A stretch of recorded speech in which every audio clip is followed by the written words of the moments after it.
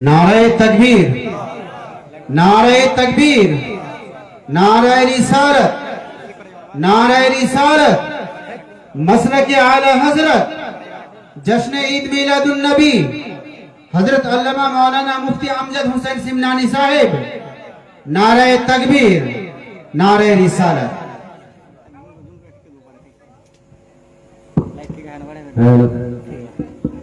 बिस्मिल्लाहिर्रहमानिर्रहीम। अल्लाहुम्मा सल्ली अला सय्यिदिना व मौलाना मुहम्मद आयदमा फी बिल्लाहि सलातन दाइम दा मुल्किल्लाह। अल्लाहुम्मा अस्लिह उम्मत मुहम्मद, अल्लाहुम्मा अरहम उम्मत मुहम्मद, अल्लाहुम्मा फर्रिज अन उम्मती मुहम्मद सल्लल्लाहु तआला अलैहि व आलिहि वसल्लम। रब्बना आतिना इल्मन नाफिया व रिज़्क़न करीमा व दहनन वासिया व अमलन सालिहा व क़ल्बन मुनव्वरा बि नूरि मुस्तफ़ा सल्लल्लाहु तआला अलैहि व आलिहि वसल्लम व सल्लल्लाहु तआला अला खैरि खल्क़िही मुहम्मदिन व आलिहि व अस्हाबिही अजमईन बिरहमतिका या अरहमर राहिमीन बिहक़्क़ि ला इलाहा इल्लल्लाह मुहम्मदुर रसूलुल्लाह सल्लल्लाहु तआला अलैहि व आलिहि वसल्लम। अस्सलामु अलैकुम व रहमतुल्लाहि व बरकातुहू। नहमदुका या मन शर्रहा सुदूरना व नव्वरा कुलूबना वत्तलअ रसूलहू अला उलूमिल अव्वलीन वल आखिरीन व अल्लमहू इल्मा मा काना व मा यकून वस्सलातु वस्सलामु अला मन काना नबिय्यन व आदमु बैनल माइ वत्तीन। अम्मा बअद फअऊज़ु बिल्लाहि मिनश शैतानिर रजीम। बिस्मिल्लाहिर रहमानिर रहीम। लक़द मन्नल्लाहु अलल मुमिनीना इज़ बअसा फ़ीहिम रसूला व क़ाला नबिय्यु सल्लल्लाहु तआला अलैहि व आलिहि वसल्लम अल अंबियाउ अहयाउन फ़ी कुबूरिहिम युसल्लून। सदक़ल्लाहुल अज़ीम व सदक़ रसूलुहुन नबियुल अमीनुल मतीनुल करीम व नहनु अला ज़ालिका मिनश शाहिदीन व शाकिरीन व ज़ाकिरीन वल्हम्दुलिल्लाहि रब्बिल आलमीन। समस्त प्रशंसा হামদ সানা তারিফ একমাত্র মহান প্রতিপালকের দরবারে নিবেদিত, যিনি এক অদ্বিতীয়, যিনি অক্ষয় অব্যয়, যিনি নিরাকার, যিনি নিরাকার নিরাকার নিরাকার। যে মহান রব্বুল আলামিনের প্রসঙ্গে আমাদের আকীদা ও বিশ্বাস হলো there is no shape of Almighty Allah, there is no shade of Almighty Allah, there is no any picture of Almighty Allah, there is no any body of Almighty Allah, there is no any statue of Almighty Allah in this universe. আমরা বিশ্বাস করি আল্লাহ তাআলার কোনো আকার নেই, আল্লাহ তাআলার কোনো আকৃতি নেই, আল্লাহ তাআলা দেহ থেকে পাক এবং পবিত্র, আল্লাহ তাআলা অঙ্গ প্রত্যঙ্গ থেকে পাক এবং পবিত্র। পৃথিবীতে আল্লাহ তাআলার কোনো ছবি পাওয়া যাবে যাবে জি আল্লাহ তাআলার পৃথিবীতে কোনো ছবি পাওয়া যাবে না। কায়নাতের মধ্যে আল্লাহ তাআলার কোনো মূর্তি পাওয়া যাবে না। সে মহান রব্বুল আলামিন আমাদেরকে আজকের এই পবিত্র মাহফিলে একত্রিত হওয়ার এবং ইসলামিক আলোচনা শ্রবণ করে নিজের ইসলামিক জ্ঞান বৃদ্ধি করার শক্তি প্রদান করেছেন। তাই আসুন সেই মহান প্রতিপালকের দরবারে, আল্লাহর দরবারে একবার শুকরিয়া জ্ঞাপন করি। পরের সবাই উচ্চ স্বরে আলহামদুলিল্লাহ। তারপরে পরে ধর্মের গুরু আকাই নামদার মাদানী তাজদার আহমদে মুখতার জনাবে রাসূলুল্লাহ সাল্লাল্লাহু তাআলা আলাইহি ওয়াসাল্লামের প্রতি লক্ষ কোটি দরুদ শান্তির দ্বারা অর্পিত বর্ষিত হোক। সকলেই বলেন আমিন। সম্মানিত মুসলিম সমাজ, আমরা সুন্নি মুসলমান, দরুদ এবং সালাম ছাড়া ভালো লাগে না। আমরা দরুদ পড়তে ছাড়িনি, আগামীতেও ছাড়বো না। এই জন্য আসুন একবার দরুদ শরীফ পাঠ করি। আল্লাহুম্মা সাল্লি আলা সাইয়্যিদিনা মাওলানা মুহাম্মদ ওয়া আলা আলি সাইয়্যিদিনা ওয়া আলা আলি সাইয়্যিদিনা মাওলানা মুহাম্মদ সাল্লাল্লাহু তাআলা আলাইহি ওয়া আলিহি ওয়াসাল্লাম। আমি কোরআনুল মাজিদ ফুরকানুল হামিদ থেকে একটি আয়াত তেলাওয়াত করেছি। ইনশাআল্লাহ তাআলা এই আয়াতের ব্যাখ্যা বিশ্লেষণ করে আমার বক্তৃতা সমাপ্ত করব। তবে ভাই, আমার জানা মতে আজকের এই মেহফিলটি ঈদে মিলাদুন নবী সাল্লাল্লাহু তাআলা আলাইহি ওয়াসাল্লাম উপলক্ষে মেহফিলটি সাজানো হয়েছে। এই মেহফিলের মাধ্যমে আল্লাহ তাআলার আমরা কৃতজ্ঞতা, আল্লাহ তাআলার আমরা প্রশংসা করতে চাই যে আল্লাহ তাআলা আমাদেরকে ইসলামের মধ্যে দীক্ষিত করে মুসলমান বানিয়ে আমাদের প্রতি বড় কৃপা করেছেন এবং বিশেষ করে আখিরি জামানার পয়গম্বর নবী মুহাম্মদ সাল্লাল্লাহু তাআলা আলাইহি ওয়াসাল্লামের উম্মতি হওয়ার সৌভাগ্য অর্জন করা তৌফিক দান করেছেন। তাই সেই জন্য আমরা আল্লাহ তাআলার শুকরিয়া এবং কৃতজ্ঞতা স্বীকার করি। একবার আর শুকরিয়া আদায় করেন আলহামদুলিল্লাহ। সম্মানিত মুসলিম সমাজ, আল্লাহ তাআলা রাসূল সাল্লাল্লাহু তাআলা সাল্লামের আগমন দিবসকে কেন্দ্র করে আহলে সুন্নাতুল জামাত অনেক প্রকারের কাজ করে থাকে। কিছু মানুষ এই কাজগুলোকে দেখে বিদআত বলে, কেউ নাজায়েজ বলে, কেউ হারাম বলে। সুন্নিরা করে কি? সুন্নিরা বিশেষ করে যদি কোনো ব্যক্তি পারে তো সেই দিন আমরা রোজা রাখি, নবীজি সাল্লাল্লাহু আলাইহি ওয়াসাল্লামের আগমন দিবসে কোরআন তেলাওয়াত করি, সেই দিন আমরা ফাতিহার আয়োজন করি, সেই দিন আমরা ভোজের আয়োজন করি, খাবারের আয়োজন করি, সেই দিনেই আমরা দরুদ ও সালাম বেশি বেশি করে নবীজি সাল্লাল্লাহু আলাইহি ওয়াসাল্লামের প্রতি পেশ করি এবং সেই দিন জুলুসের আয়োজন করি এবং শেষে আল্লাহ তাআলার কাছে দোয়া করে আমাদের অনুষ্ঠানগুলো আমরা সমাপ্ত করি। এই কাজের সমষ্টিকে আমরা আমাদের দেশে ঈদে মিলাদুন নবী সাল্লাল্লাহু আলাইহি ওয়াসাল্লাম পালন করা বলে থাকি। সম্মানিত মুসলিম সমাজ, এই সমস্ত কাজ জায়েজ কি জায়েজ নয়, কিছুটা আমার পূর্বে আমার এই ছাত্র হযরত আল্লামা মাওলানা মুফতি আসগার আলী সাহেবের জবান হতে কিছুটা শুনেছেন, আমি কিছুটা বলবো। বেশিক্ষণ বিরক্ত করব না। জি বলুন। জি রকুল, আচ্ছা, মোহাম্মদ রকুল সাহেব 50 কেজি গম, আচ্ছা 50 কেজি ধান দান করেছেন। আল্লাহ তাআলা ওনার দানকে কবুল করুন এবং ওনার ধানে আরো বেশি বেশি করে বরকত দান করুন, বলেন আমিন। যারা যারা বাকি আছেন, মেহফিল করতে খরচা হয়েছে আর মেহফিলে যে অবশিষ্ট টাকা সেটা হয়তো কোনো পারপাসে লাগানো হবে, মসজিদ নাকি মসজিদে পারপাসে লাগানো হবে। অতএব দান করলে আপনার টান হবে না, দান করলে আপনার মান বাড়বে, সম্মান বাড়বে, এই জন্য দান করতে থাকেন। হাদিস শুনুন, কোরআনের আয়াত শুনুন। আমি কোরআন শরীফে থেকে সূরা আলে ইমরান আয়াত নম্বর 164 এখান থেকে তেলাওয়াত করেছি। আল্লাহ তাআলা বলেন, লাকাদ মান্নাল্লাহু আলাল মুমিনিনা ইদ বাসা ফীহিম রাসূলা। আল্লাহ তাআলা বলেন, নিশ্চয়ই আল্লাহ তাআলা মুমিনদের প্রতি বড় ইহসান করেছেন, বড় কৃপা করেছেন মুমিনদের প্রতি। আল্লাহ তাআলা কখন? ইদ বাসা ফীহিম রাসূলা, যখন আল্লাহ তাআলা নিজ হাবিবকে, নিজ নবীকে তাদের মধ্যে প্রেরণ করেছেন। জোরে বলে সুবহানাল্লাহ।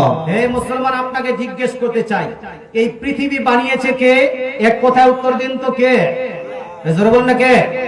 আকাশ বানিয়েছেন আল্লাহ, সূর্য বানিয়েছেন আল্লাহ, চন্দ্র বানিয়েছেন আল্লাহ, অক্সিজেন নাইট্রোজেন বানিয়েছেন আল্লাহ, গাছপালা নদী নালা ইত্যাদি বানিয়েছেন কে? আল্লাহ। আপনার দেহকে, আপনার মধ্যে যা কিছু আছে, each and everything is created only by Almighty Allah। প্রত্যেকটা জিনিস একমাত্র সৃষ্টি করেছেন কে? আল্লাহ। কিন্তু প্রশ্ন, বলুন, মোহাম্মদ আলী সাহেব 25 কিলো ধান, আচ্ছা লিখে রাখেন একসঙ্গে, লিস্ট করে রাখেন একসঙ্গে, ঠিক ঠিক আছে। মোহাম্মদ আজিজুল সাহেব 25 কিলো ধান দান করেছে। যারা ধান দান করেছেন একটু লিখে দেন নামটা, লাস্টে যেন আপনার নামটা ঘোষণা করা হবে। মুসলমান, আপনাকে বলতেছিলাম যে আল্লাহ তাআলা গোটা কায়নাতকে সৃষ্টি করেছেন, কিন্তু ভাই আপনাকে বলতে চাই, আল্লাহ তাআলা জমিনকে সৃষ্টি করে মানব এই বিশ্বের মানুষকে বলেননি, হে আমার বান্দারা, আমি তোমার জন্য জমিনকে সৃষ্টি করে তোমার প্রতি বড় কৃপা করেছি। আসমানকে বানানোর পরে আল্লাহ তাআলা বলেননি, হে আমার বান্দারা, আসমানকে বানানোর পরে তোমার প্রতি বড় কৃপা করেছি, গাছপালা, নদী, নালা ইত্যাদি সৃষ্টি করেছেন আল্লাহ। কিন্তু আল্লাহ তাআলা বলেননি যে তোমার প্রতি বড় ইহসান করেছি। কিন্তু পৃথিবীতে যখন নিজের হাবিব, নিজের প্রিয়তম রাসূল সাল্লাল্লাহু আলাইহি সাল্লামকে প্রেরণ করেছেন, তখন আল্লাহ তাআলা ঘোষণা দিয়েছেন, লাকাদ মান্নাল্লাহু আলাল মুমিনিনা। এবার আল্লাহ তাআলা বড় ইহসান করেছেন, বড় কৃপা করেছেন যে আল্লাহ তাআলা নিজ হাবিবকে তোমাদের মধ্যে প্রেরণ করেছেন। জোরে বলে সুবহানাল্লাহ। আচ্ছা, নবীজি সাল্লাল্লাহু আলাইহি সাল্লাম দুনিয়াতে আগমন করেছেন। আচ্ছা বলেন তো, একটা হলো সৃষ্টি, একটা হলো সৃষ্টি তৈরি করা, আর একটা হলো প্রেরণ করা। দুইটার মধ্যে কিন্তু পার্থক্য আছে। বা সৃষ্টি করা মানে হলো ততক্ষণাৎ সৃষ্টি করা হয়েছে, আগে ছিল না। আর পাঠানো বা প্রেরণ করার মানে হলো আগে থেকেই ছিল, ওখান থেকে এখানে পাঠানো হয়েছে। নবীকে কি করেছেন আল্লাহ তাআলা? 12ই রবিউল আউয়াল শরীফে নবীকে আল্লাহ তাআলা সৃষ্টি করেননি। 12ই রবিউল আউয়ালে আল্লাহ তাআলা নবীকে বানাননি, বরং 12ই রবিউল আউয়াল শরীফে এই পৃথিবীতে নবীজি সাল্লাল্লাহু আলাইহি সাল্লামকে পাঠিয়েছেন। জোরে বলে সুবহানাল্লাহ। আর নবীকে বানিয়েছেন কখন? নবী কি সৃষ্টি করেছেন কখন? তো মাদারিজুন নবুয়ার মধ্যে জিল নাম্বার 2 পেজ নাম্বার 2 এর মধ্যে শাহ আব্দুল হক মুহাদ্দিসে দেহলভী একটি সহিহ হাদিস নকল করেছেন, যেখানে নবীজি বলছেন, আউয়ালু মা খালাকাল্লাহু নূরি, the first thing which is created by Almighty Allah is my nur। নবী বলছেন যে যেই জিনিসকে আল্লাহ তাআলা সর্বপ্রথম সৃষ্টি করেছেন, যাকে আল্লাহ তাআলা আসমানের আগে, জমিনের আগে, পৃথিবীর আগে, সাত তবক জমিনের আগে, সমস্ত মাখলুকাতের আগে সৃষ্টি করেছেন, নবীজি বলছেন সেটা হলো আমার নূর। জোরে বলে সুবহানাল্লাহ। অর্থাৎ নবীকে সৃষ্টি করা হয়েছে অনেক আগে, কিন্তু নবীকে সৃষ্টি করার পরে নিজের কাছে আল্লাহ তাআলা রেখেছেন, এবং পৃথিবীতে যখন আল্লাহ তাআলা পাঠান তখন বলছেন যে আল্লাহ তাআলা পৃথিবীতে নবীকে প্রেরণ করলেন। আচ্ছা, নবীজি প্রেরিত হয়েছেন পৃথিবীতে। নবীজি কি ছিলেন ভাব? জিন। জিন ছিলেন? ভূত? গাছপালা, নদী নালা ইত্যাদির মধ্যে না। আল্লাহ তাআলা বলছেন রাসূলাম মিন আনফুসিহিম, সেই রাসূল হবেন মুমিনদের মধ্য হতে, সে রাসূল হবেন মানব জাতির মধ্য হতে। জোরে বলে সুবহানাল্লাহ। অর্থাৎ আমাদেরকে মানতে হবে নবী ছিলেন মানুষ, নবীকে গরু ছাগল বলা যাবে না। নবী ছিলেন মানুষ, নবীকে জিন বলা যাবে না। নবী ছিলেন মানুষ, নবীকে ফেরেশতা বলা যাবে না। নবী ছিলেন মানুষ, নবীকে ভূত প্রেত বলা যাবে না। নবী মানুষ ছিলেন, এটা কোরআনের ডিসিশন, এটাই হলো হাদিসের ডিসিশন। কিন্তু এখন যদি মানুষ বলতে গিয়ে নিজের মতো বলে ফেলেন, এটা কি ঠিক হবে? হ্যাঁ বলুন। মানুষ তো বলবেন, কিন্তু যদি বলেন না আমাদের মতোই মানুষ ছিলেন, আমাদের মতোই হাত ছিল, আমাদের মতোই চোখ ছিল, আমাদের মতোই আপনার শরীর অঙ্গ প্রত্যঙ্গ ছিল, এটা কিন্তু বাড়াবাড়ি হয়ে যাবে। নবী মানুষ ছিলেন, এটা ঠিক, কিন্তু আমাদের মতো সাধারণ মানুষ ছিলেন না। হে মুসলমান, এই মর্মে এই এলাকার অনেকগুলো মানুষ বলেন নবীজি হলেন আমাদেরই মতো মানুষ। আমি বলবো ভাই, নবী মানুষ হলে ছিলেন ঠিক, কিন্তু আমাদের মতো সাধারণ মানুষ বলা যাবে না। আপনার মধ্যে অনেকগুলো মানুষ কালো আছে, কিন্তু আমার নবী কালো ছিলেন না। আপনার মধ্যে অনেকগুলো মানুষ ল্যাংড়া আছে, আমার নবী ল্যাংড়া ছিলেন না। আপনার মধ্যে অনেকগুলো মানুষ মোটা আছে, আমার নবী মোটা ছিলেন না। আপনার মধ্যে অনেকগুলো মানুষ অজ্ঞ আছে, আমার নবী অজ্ঞ ছিলেন না। আপনার মধ্যে অনেকগুলো মানুষ মূর্খ আছে, আমার নবী মূর্খ ছিলেন না। আপনার মধ্যে এমন অনেকগুলো মানুষ আছে যারা এতটাই মূর্খ যে মানুষ তাকে বেটি পর্যন্ত দিতে চান না। কিন্তু নবী তো সেই নবী, যেই নবীর কাছে আসার জন্য বেটিরাও পাগল ছিল, বেটির বাপরাও পাগল ছিল। কথা বুঝতে পারছেন? তো নবীকে নিজের মতো বলা যাবে? বলে হুজুর হাত ছিল আমাদের মতো। আমি বলবো না না, হাতটাও আপনার মতো না। আপনার হাত পৃথিবীতে থেকে যায়, কিন্তু নবী হাত উঠালে জান্নাত পর্যন্ত পৌঁছে যায়। জোরে বলে সুবহানাল্লাহ। মুসলমান, আপনার মধ্যে চোখ ছিল না, বুখারী শরীফের মধ্যে লিপিবদ্ধ আছে আপনার চোখ পৃথিবীর মানুষকে শুধু দেখতে পায়, কিন্তু আমার নবী, আপনার নবী ইরশাদ করেন, ইন্নী লা আনজুরু ইলাইহি মিন মাকামি হাসা, আমি মদিনায় বসে হাউজে কাউসারকে দেখতে পাচ্ছি। জোরে বলে সুবহানাল্লাহ। হে মুসলমান, আপনাকে বলতে চাই, আপনারও পা আমার নবীরও পা, কিন্তু নবীর পায়ের মতো আপনার পা নয়, আপনার পায়ের মতো আমার নবীর পা নয়। আপনি যদি কাঁটায় পা রাখেন, কাঁটা আপনাকে আপনার চুবাবে। আপনি যদি পাথরে পা রাখেন, পাথর আপনাকে হিট করবে, আপনাকে গরম দিবে, পাথর আপনাকে কষ্ট দিবে। কিন্তু রাসূল পাক সাল্লাল্লাহু তাআলা আলাইহি ওয়াসাল্লামের প্রসঙ্গে হাদিস বর্ণিত আছে, ইদা মাশা আলা সাকার গাসাত কাদবাহু ফিহি। দয়ার নবী মায়ের নবী যখন কোন পাথরে পা দিতেন, পাথর মোম হয়, পাথর আপনার নরম হয়, নবীজির পায়ের নকশা নিজের সিনায় নিতেন। জোরে বলে সুবহানাল্লাহ। এটা সুবহানাল্লাহ বলা যাবে না ভাই? তাহলে ভাই আমি আপনাকে বলতে চাই, আমারও হাত নবীরও হাত, কিন্তু আমার হাত নবীর মতো নয়। আপনারও পা নবীরও পা, কিন্তু আপনার পা নবীর মতো নয়। আমারও চোখ আমার নবীরও চোখ আছে, কিন্তু আমার নবীর চোখ কিন্তু আমার মতো ছিল না।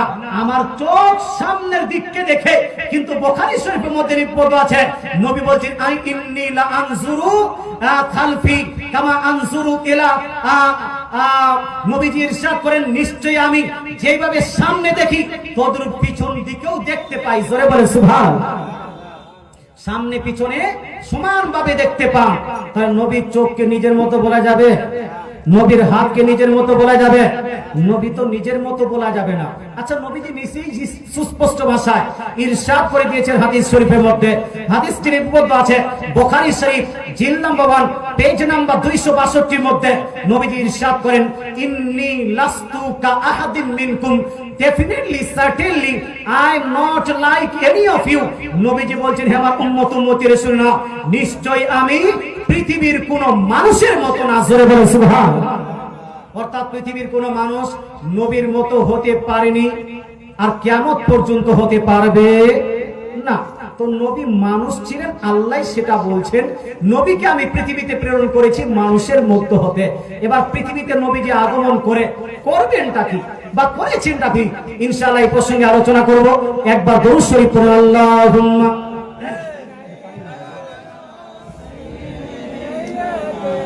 মাওলানা মুহাম্মদ ওয়া আলা আলি সাইয়্যিদিনা ওয়া আলা আলি সাইয়্যিদিনা মাওলানা মুহাম্মদ।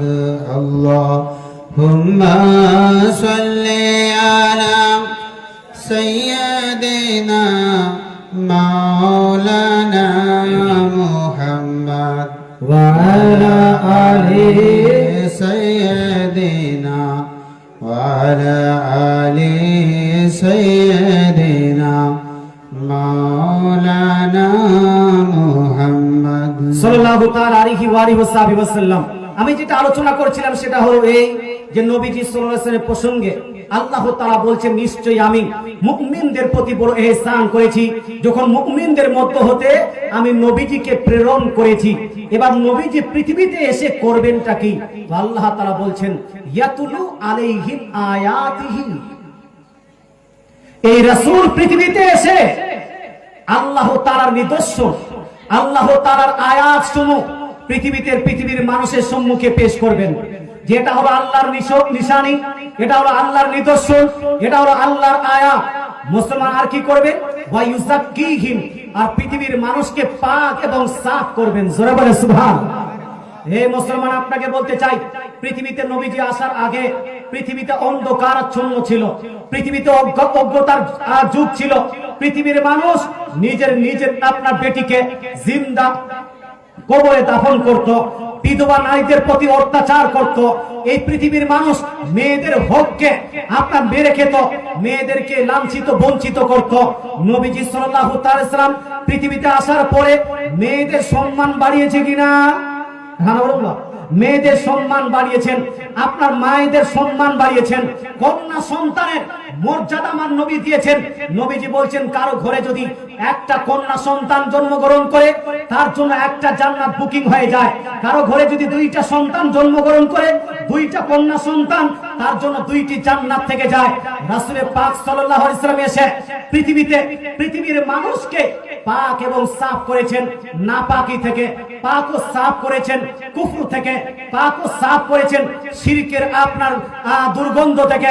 এই পৃথিবীর মানুষ শিরিক করত, মূর্তি পূজা করত, গাছকে পূজা করত, সূর্যকে পূজা করত। আল্লাহ তাআলা রাসূল এসে বলেছেন, না না, গাছকে পূজা করা যাবে না, সূর্যকে পূজা করা যাবে না, মূর্তিকে পূজা করতে হবে না, একমাত্র ইবাদত চলবে কার? কাজী আল্লাহ। তো নবীজি সাল্লাল্লাহু আলাইহি ওয়াসাল্লাম পৃথিবীতে এসে মানুষকে পাক এবং পবিত্র করলেন। আগে আল্লাহ তাআলা বলছেন, ওয়া ইউআল্লিমুহুমুল কিতাবা ওয়াল হিকমা।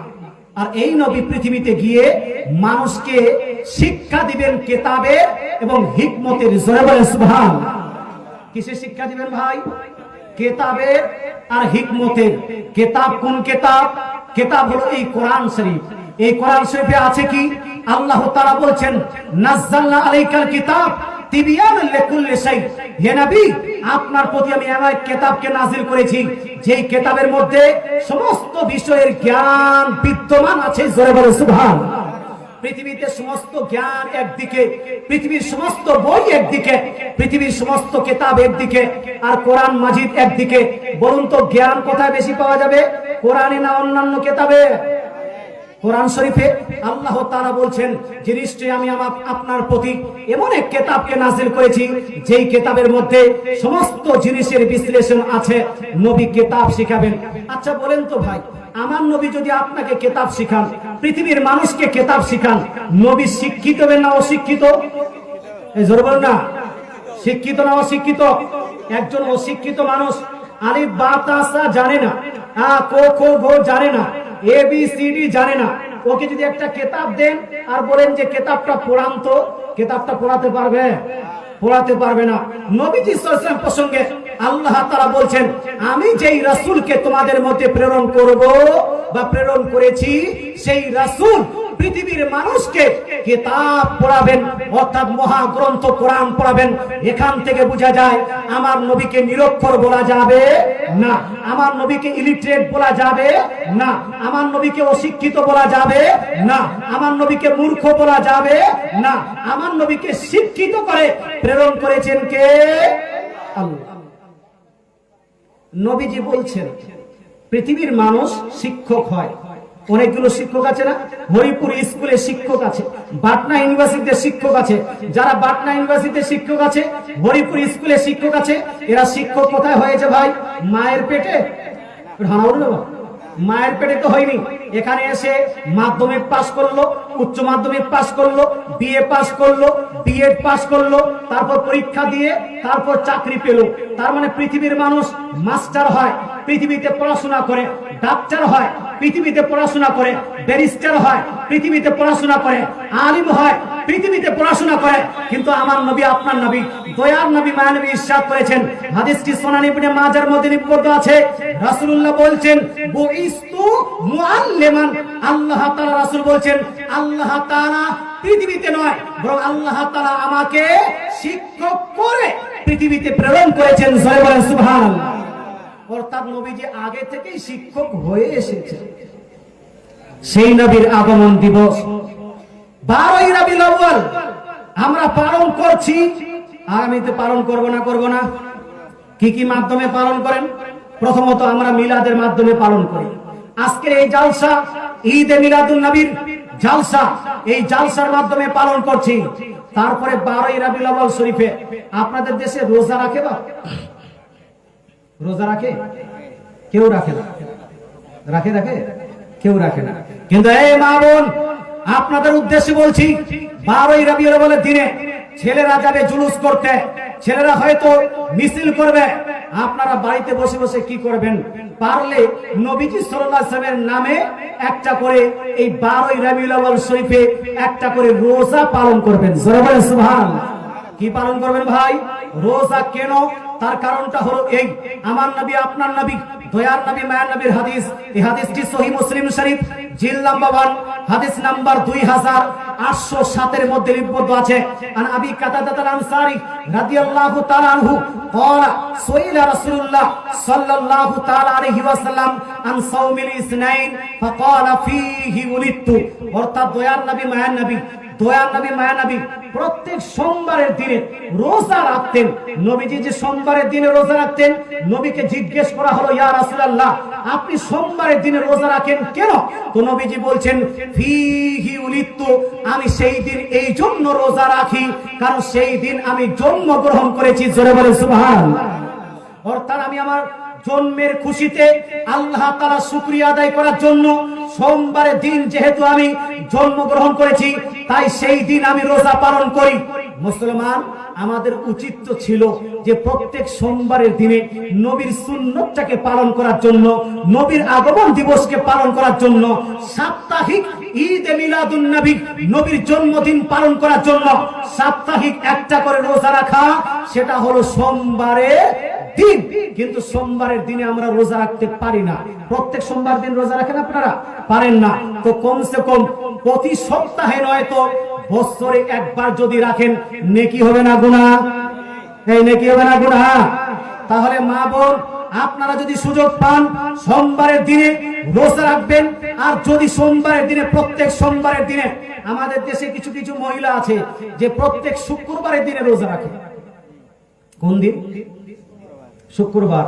মানে শুক্রবার ভালো দিন, জুম্মার দিন, এই দিন আপনার রোজা রাখে। তবে হাদিসে বর্ণিত হয়েছে, মা ফুকাহায়ে কেরাম বলেছেন, কেউ যদি সপ্তাহে একটা করে রোজা রাখে, সে যেন শুক্রবারের দিন রোজা না রাখে। শুক্রবার দিন রোজা না রাখে, শুক্রবারের দিন শুধু শুক্রবারের দিনটা রোজা রাখা, এটা হলো মাকরুহ। মুসলমান, এটা অপছন্দনীয়। অতএব যদি আপনি রোজা রাখতে চান সপ্তাহে একটা, তাহলে ওই রোজাটা রাখবেন শুক্রবারে নয়, বরং কোন দিন? কোন দিন জি? সোমবারের দিন। কারণ আমার নবী সোমবারের দিনে রোজা রাখতেন। হে মুসলমান, আপনাকে বলতে চাই, আর কেউ যদি শুক্রবারের দিনে রোজা রাখতেই চান, তাহলে শুক্রবারের দিনের সঙ্গে একটা আর রোজা জয়েন করে নেবেন। বৃহস্পতিবার রাখবেন এবং বৃহস্পতিবারের সঙ্গে সঙ্গে শুক্রবার, অথবা শুক্রবারের সঙ্গে সঙ্গে শনিবার, দুইটা করে রোজা রাখবেন। শুধু শুক্রবারে রোজা রাখবেন না। আল্লাহ বুঝার তৌফিক দান করুন। আচ্ছা, নবীজি সোমবারের দিন রোজা রাখলেন কেন? জি? জন্মদিন। তো জন্মদিন নবীজি পালন করেছেন না করেননি? এটা হারাবরণ হয়, পালন করেছেন। নবীজি যখন জন্মদিন পালন করেছেন, বলুন তো ইসলাম শরীয়তে জন্মদিন পালন করাটা হারাম হলো না হালাল? জায়েজ না না জায়েজ? কিন্তু কেউ যদি বাজারে গিয়ে একটা কেক নিয়ে আসে, কয়েকটা মোমবাতি নিয়ে আসে, একটা প্লাস্টিকের ছুরি নিয়ে আসে, কেকটাকে রেখে মোমবাতিগুলো জ্বালিয়ে আর মোমবাতিগুলো ফু দিয়ে বন্ধ করে happy birthday to you, happy birthday to you বলে গান করে, তাহলে জন্মদিন পালন করা জায়েজ হবে? এটা ভালো হবে? এই মাধ্যমে আপনার জন্মদিন পালন করা জায়েজ হবে না। জন্মদিন যদি পালন করতে হয়, আপনার মেয়ের জন্মদিন পালন করতে পারেন নবীর সুন্নত মোতাবেক রোজা রেখে। আপনি নিজের জন্মদিন পালন করতে পারেন নবীর সুন্নত মোতাবেক রোজা রেখে। আপনি আপনার স্ত্রীর জন্মদিন পালন করতে পারেন নবীর সুন্নত মোতাবেক রোজা রেখে। এটা না জায়েজ হবে না। মুসলমান, রোজাটা গেল। আরেকটা বিষয় আসি, শুধু রোজা রেখে নয়, কেউ যদি জন্মদিনে নিজের বেটির জন্মদিন, নিজের মায়ের জন্মদিন, নিজের স্ত্রীর জন্মদিন অথবা নিজের জন্মদিন পালন করার জন্য একটি ভোজের আয়োজন করে, আপনার গরু জবাই করে, খাসি জবাই করে, আপনার ছাগল জবাই করে মানুষকে খাওয়াতে চায়, এটা জায়েজ হবে না না জায়েজ? জায়েজ না না জায়েজ? এই মর্মে একটা হাদিস শোনাবো, তবে একবার দরুদ শরীফ পাঠ করুন। আল্লাহুম্মা سيدنا مولانا محمد وعلى آل سيدنا وعلى آل سيدنا مولانا محمد সাল্লাল্লাহু তাআলা আলাইহি ওয়া আলিহি ওয়াসাল্লাম। দয়ার নবী, মায়ের নবীর হাদিস খুব ধ্যান দিয়ে শুনেন। আচ্ছা, আপনারা 12ই রবিউল আউয়াল শরীফে গরু জবাই করেন না? এই মিলাদুন নবীতে গরু জবাই করেন না? ফাতিহার আয়োজন করেন না? ফাতিহার যে আয়োজন করেন করেন না? আপনারা করেন না? আপনার বাড়ি কোথায়? এখানেই। তো যাই হোক, ফাতিহা তো করেন না। তবে ফাতিহা যদি জিলেবি দিয়ে না করে, যদি আপনি গরু ছাগল দিয়ে জবাই করে ফাতিহা করেন বড় করে, এটা জায়েজ হবে না না জায়েজ? আমার যেখানে জুলুস হয়, আমরা যেখানে জুলুস করি, ওই জুলুসে এই বছর 24 খানা গরু জবাই হচ্ছে। ও 24 খানা গরু জবাই করে আমরা বিরিয়ানি করে সবাইকে খাওয়াবো। আমিনপুর দক্ষিণ দিনাজপুর আঞ্জুমান আহলে সুন্নাতুল জামাতের পক্ষ থেকে মুসলমান 24 খানা গরু আর বিরিয়ানি রান্না হবে, সবাইকে খাওয়াবো। মুসলমান অনেকগুলো দেখি, আমার আশেপাশে অনেকগুলো ওয়াহাবি ভাইরা, আহলে হাদিস ভাইরা বলছে ঈদে মিলাদুন নবী পালন করা বেদাত বেদাত বেদাত। কিন্তু যখন আপনার ওই যে আমরা জুলুস পালন করে বিরিয়ানি রান্না করে খাওয়াই হুজুর, তখন ওরাও এসে খেয়ে যায়। এইদিকও খায়। 40-এ করা বেদাত, কিন্তু 40-এ খাবে ওরা। হয় কি হয় না? চাহারুন করা বেদাত, কিন্তু চাহারুন খাবে ওরা। খাবে না? খাবে না? খাবে। তো ঈদে মিলাদুন নবী করা বেদাত, তবে আসবে খাবে না? খাবে না? তো বেদাত কে খেলো ভাই? এই বিদাত খোর কারা হলো? তারা হলো বিদাত খোর। কিন্তু আমরা বলি না না মুসলমান, ঈদে মিলাদুন নবী পালন করা বিদাত নয়, বরং এটা সাহাবীর সুন্নাত। ঈদে মিলাদুন নবী পালন করা এটা নবীর সুন্নাত।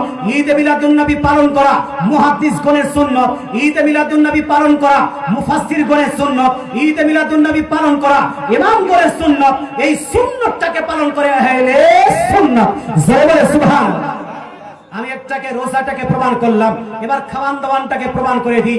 ইমাম বুখারীর ওস্তাদের ওস্তাদ ইমাম আব্দুর রাজ্জাক মুসান্নাফ আব্দুর রাজ্জাকের মধ্যে জিল নাম্বার 5 পেজ নাম্বার 339 এর মধ্যে হাদিসটি নকল করেছেন। ইমাম হাইসামি মাজমাউজ যাওয়াইদের মধ্যে হাদিসটাকে অথেন্টিক অর্থাৎ হাদিসটাকে হাসান প্রমাণ করেছেন। হাদিসটি জালও নয়, হাদিসটি যঈফও নয়। হাদিসে আছে কি? আনাস রাদিয়াল্লাহু তাআলা আনহু, আনাস বিন মালিক রাদিয়াল্লাহু তাআলা থেকে বর্ণিত হাদিস। উনি বলছেন আক্কা রাসূলুল্লাহ সাল্লাল্লাহু তাআলা আলাইহি ওয়াসাল্লাম আন নাফসিহি বাদা মা বুইসা নবিয়্যা। অর্থাৎ আনাস বিন মালিক রাদিয়াল্লাহু তাআলা বলছেন নবীজি 40 বছর অতিবাহিত করার পর, নবুয়ত প্রকাশের পরে, নিজের জীবনের 40 বছর অতিবাহিত করার পরে নিজ জন্মের খুশিতে পশু জবাই করে সাহাবাদেরকে খাইয়েছেন। জোরে বলে সুবহানাল্লাহ। এটা জোরে সুবহানাল্লাহ হবে না? খাওয়ান দাওয়ানের ব্যাপার আছে, আর একটু জোরে সুবহানাল্লাহ। হে মুসলমান, আপনাকে বলতে চাই, আমার নবী, আপনার নবী, দয়ার নবী, মায়ের নবী পশু জবাই করে সাহাবাদেরকে খাইয়েছেন। কেন? আক্কা, আক্কা মানে হলো এই, আক্কা ইয়া উক্কা মানে হলো এই জন্মের খুশিতে, জন্মের খুশিতে পশু জবাই করে মানুষকে খাওয়ানো। এই আক্কা থেকে এসেছে আকিকা। কি এসেছে এটা? আকিকা মানে কি? নাম রেখে দিলেন, চুল কেটে নিলেন, কুদাকুদি করিলেন, কিন্তু ছাগল গরু জবাই করলেন না। আকিকা হবে? ভালো হবে? হ্যাঁ, মিলাদও করে নিলেন, ফাতিহাও করে নিলেন, কবর জিয়ারত, মাজার জিয়ারত সব করে নিলেন, কিন্তু পশুটা জবাই করলেন না। আকিকা হবে না? হবে না? আকিকা হবে না। আকিকা মানেই হলো জন্মের খুশিতে পশু জবাই করে মানুষকে খাওয়ানো। কথা বোঝা গেল ভাই? আমার নবী, আপনার নবী 40 বছর অতিবাহিত হয়ে যাবার পরে, 40 বছর আগে তো সাহাবী ছিল না, মুসলমান ছিল না, তা খাওয়াবে কাকে? হ্যাঁ, আর যদি খাওয়াতো 40 বছরের আগে যদি খাওয়াতেন নবীজি, তো বলতো এই ওহাবিরা বলতো কাফিরের সুন্নত, খাওয়াটা কাফিরের কাজ। এটা হানা বল না বাপ? হ্যাঁ, তখন তো কাফিররাই ছিল, মুশরিকরাই ছিল, নবীজি খাওয়াতেন ওই মুশরিকদেরকে, বলতেন এটা খাওয়া যারা মুশরিকদের কাজ। কিন্তু নবীজি সাল্লাল্লাহু আলাইহি ওয়াসাল্লাম, হ্যাঁ মুসলমান জানতেন, এই আল্লাহ তাআলা রাসূল জানতেন যে কাল কিয়ামতের মাঠ সংগঠিত হওয়ার আগে কিছু লোক আসবে যে আমার আহলে সুন্নাতুল জামাতের উপর প্রশ্নবিদ্ধ করবে। এই জন্য আমার নবী 40 বছর পর যখন মুসলমান হতে লাগলো, যখন সাহাবী হতে লেগেছেন, তখন নবীজি নিজের জন্মের খুশিতে পশু জবাই করে সাহাবাদেরকে খাইয়েছেন। এবার আমি আপনাকে বলতে চাই, আমার নবী নিজের জন্মের খুশিতে পশু জবাই করে সাহাবাদেরকে যদি খাওয়ান, তাহলে আজকে আমরা যদি আহলে সুন্নাতুল জামাত নবীজির জন্মের খুশিতে পশু জবাই করি, ছাগল জবাই করি, মুরগা জবাই করি, গরু জবাই করি, এটা জায়েজ হবে না? না জায়েজ? এটা সুন্নাত হবে না বেদাত? এটা সুন্নাত হবে। মুসলমান, তাই এটাকে নাজায়েজ বলা যাবে না। যারা করছেন না করুন, নো প্রবলেম, এটাকে আপনি সন্দেহ করবেন না। মুসলমান খাতনার সময় পশু জবাই করছেন, তখন সন্দেহ করছেন না। বিহার সময় যেন আপনি গরু জবাই করছেন, তখন বিদআত ফতোয়া লাগাচ্ছেন না। মুসলমান কিন্তু নবীর আগমন দিবসে খুশি হয়ে কেউ যদি পশু জবাই করে, তখন বিদআতের ফতোয়া আসবে কেন? কথা বোঝা গেল? তো পশু জবাইটা পাওয়া গেল। পতাকা লাগিয়েছেন, এই ঝান্ডা লাগিয়েছেন, ঝান্ডা লাগাননি? বাড়িতে ঝান্ডা লাগাননি? না লাগালে লাগান, দলিলটা আমার কাছে নিয়ে নেন। अब লাগবে, अब लगेगा इंशाल्लाह। ठीक, ज्यादा हो रहा है ना, और भी ज्यादा होगा इंशाल्लाह ताला, ज्यादा होगा। পতাকা লাগাবেন নিজ নিজ বাড়িতে। কেন লাগাচ্ছি ভাই? এগুলো আমরা সুন্নত পালন করছি বাপ। আমরা আহলে সুন্নাতুল জামাতের মানুষ। পতাকা লাগানোটা আল্লাহর সুন্নত। জোরে বলেন সুবহানাল্লাহ। এটা জোরে বলেন না সুবহানাল্লাহ। আমি মাহফিলটাকে প্রমাণ করব কি করে, তো শুনুন।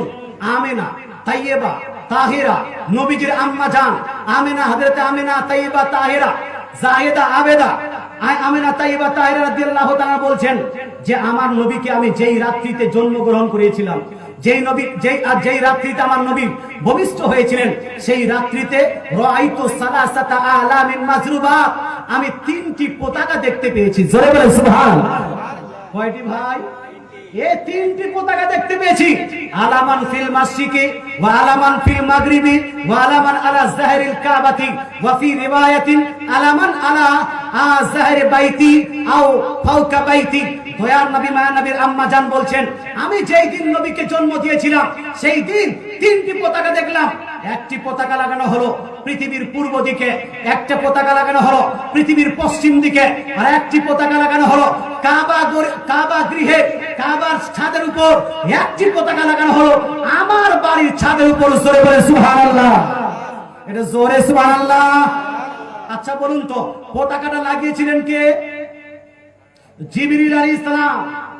জিবরিল আলাইহিস সালামকে পাঠিয়েছেন কে? ধরো না কে? জিবরিল আলাইহিস সালাম আল্লাহর কথা ব্যতীত, আল্লাহর হুকুম ব্যতীত এক চুল এদিক সেদিক করেন না। তাহলে বুঝা গেল আল্লাহ